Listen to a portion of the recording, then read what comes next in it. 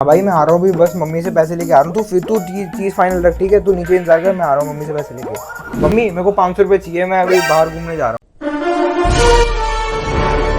इतने पैसों का क्या करेगा? हूँ। अरे मम्मी अरे बस ऐसे थोड़ी देर बाहर जा रहा था घूमने, उसके लिए पैसे चाहिए। पहले इधर आके बैठ, मुझे सारी बात बता। तू तो गया बेटे। अभी रुको, अभी लाता हूँ।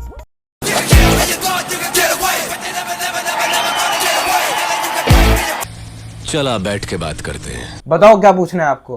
आप बता, तू कहाँ जा रहा है? हाँ दोस्त के साथ घूमने जा रहा हूँ।